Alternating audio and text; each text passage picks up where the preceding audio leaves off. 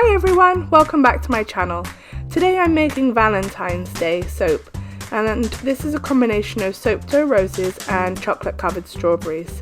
So every couple of months I'm going to be making some 3D soaps that replicate what the design is. So today is strawberries and roses. So to get started, we're making the strawberries, and this is a heat transfer method. So I'm adding my hot lye water to my hard oils. My lye water is around 220 degrees Fahrenheit. I just mixed the lye in with the water. And my coconut oil I haven't melted at all. I have melted my tallow. The tallow has a high melting point, so it is going to aid in the lye dissolving the hard oils if I melt it a little bit first.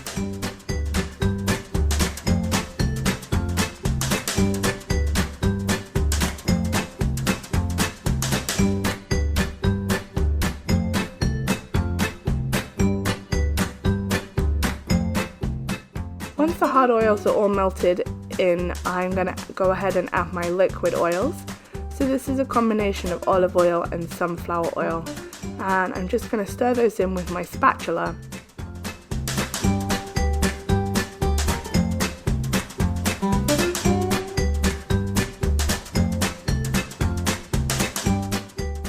As you can see, the liquid oils that have been added to the solid oils have thinned out this soap considerably.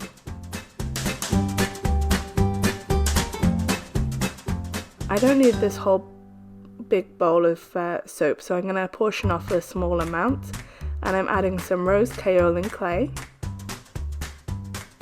I'm going to add quite a lot of the rose kaolin clay, about a heaping teaspoonful. I want a nice dark pink, and then I'm adding some paprika to this, and this is going to give the strawberries the nice pinkish red colour.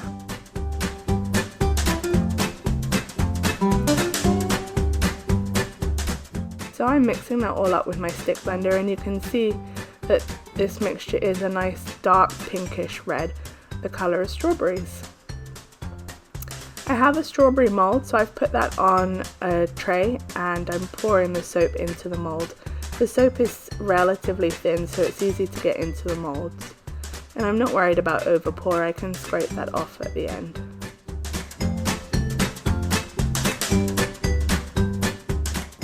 Alright, it's time to start working on the soap roses. And now I'm working with soap dough, so I made this soap dough a couple days before I started making the roses, and it is fully saponified, but it's been in an airtight container, so it's not hard, it's very pliable. I've broken off a small amount of the soap dough, and I've just kneaded that between my fingers to form this disc, and I'm going to roll the first one in to a little cone, and this section is forming the inner bud of the rose.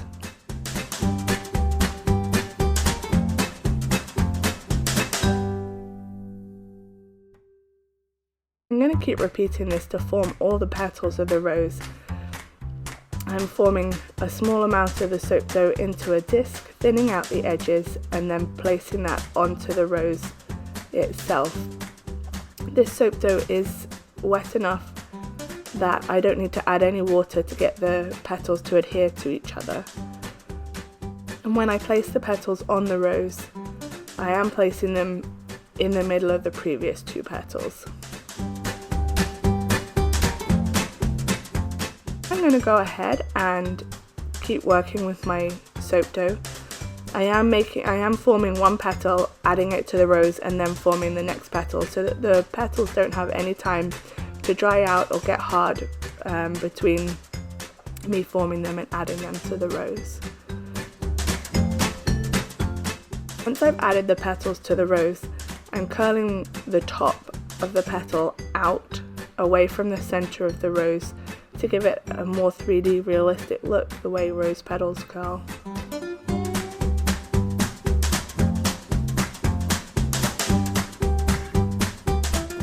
So I'm going to keep adding these petals to this rose to build up a nice full rose.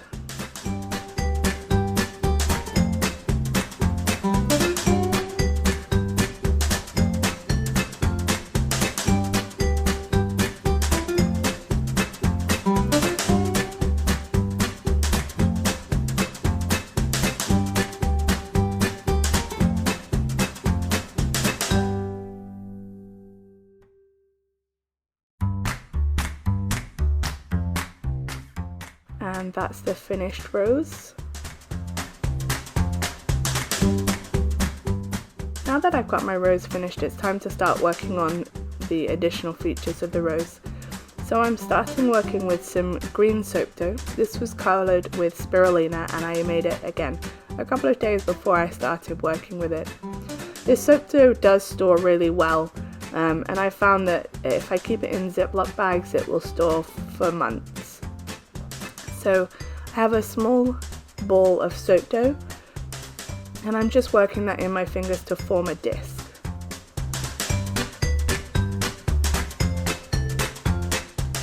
I'm going to use my knife to cut out a 4-pronged star shape, and that's going to form the leaves that are around the rose.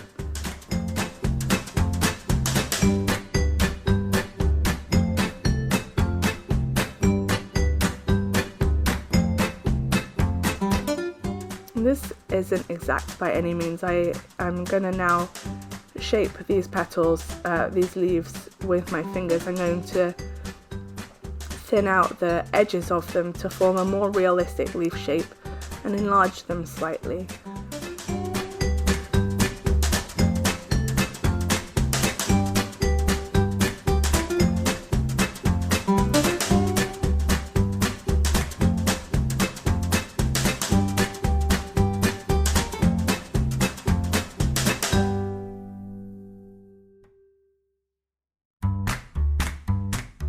And I've just added that right onto the bottom of the rose, and I'm curling the leaf section up onto the side of the rose. I'm smoothing that down so that the leaf part will adhere to the rose and it will spread out a little bit. I am leaving the very top of the leaves unstuck to give them a three-dimensional effect. Now I'm rolling out some more of that green soap dough to form the rose stem. I'm just rolling it into a long tube.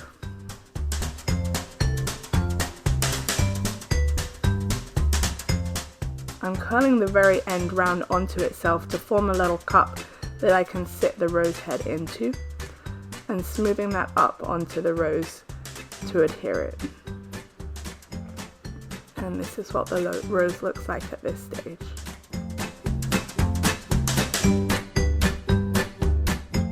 The last piece that I'm going to work on for this rose at the moment is the leaves.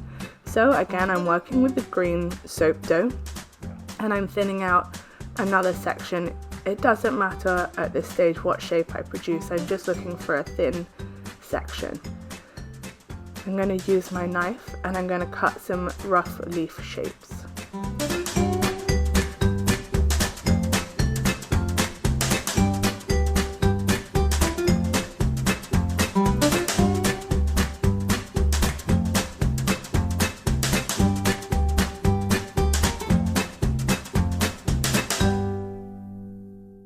As I did with the previous leaves, I'm squishing out the edges of this soap dough to thin out the leaf and make it a more realistic leaf shape.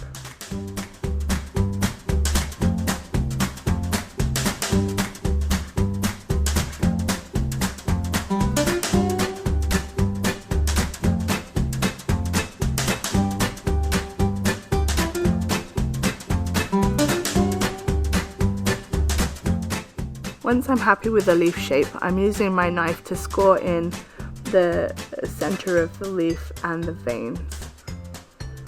Because this is going to be a 3D project, I'm going to repeat the same thing on both sides of the leaves and both of the leaves.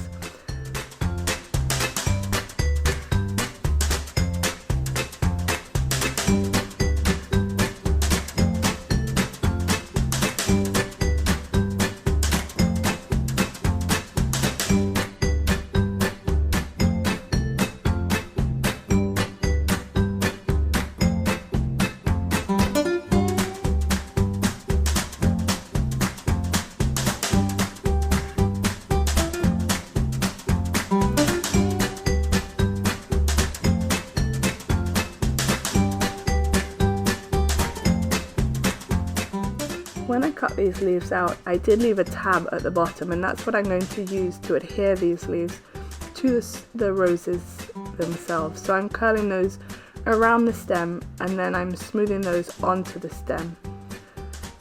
I'm giving the leaves a 3D effect, and I'm placing them opposite each other.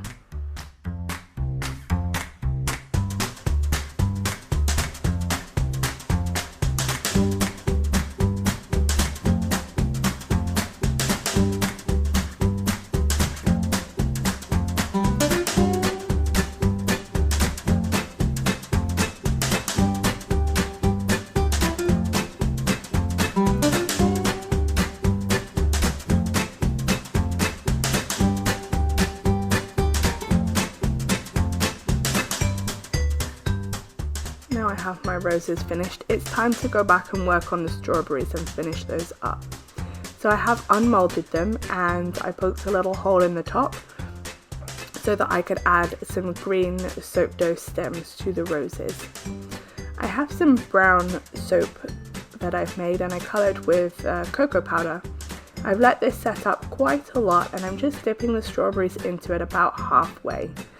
This soap needed to be set up pretty firmly so that the soap would actually stick and give a good covering to the strawberries. You can see that the strawberries are sitting on a plate, and the plate is made out of soap dough.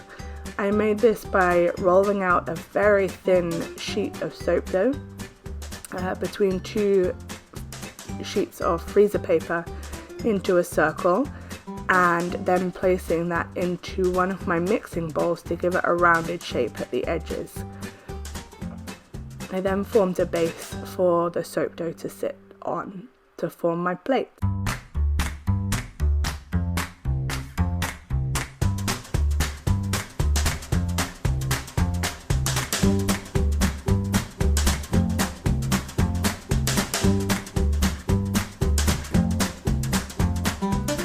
I'm placing the chocolate covered strawberries right back on the plate, and the chocolate soap is going to adhere the strawberries to the plate.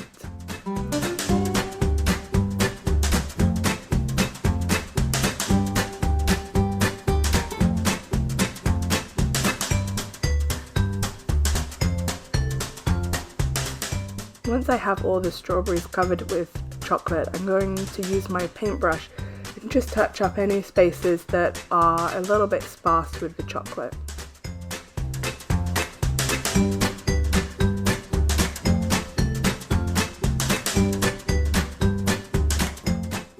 The next step for these is to add a white chocolate drizzle.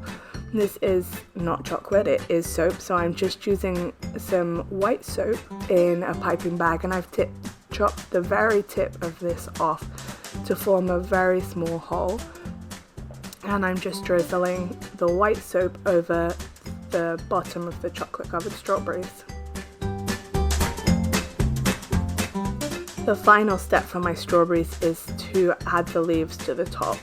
I'm using a Wilton leaf piping tip, and I'm going to add the leaves all the way around the strawberries. To form the leaves with this piping tip, the soap's relatively thickly set up, and I'm just squeezing at the very beginning of the leaf and then releasing the pressure as I pull the tip away.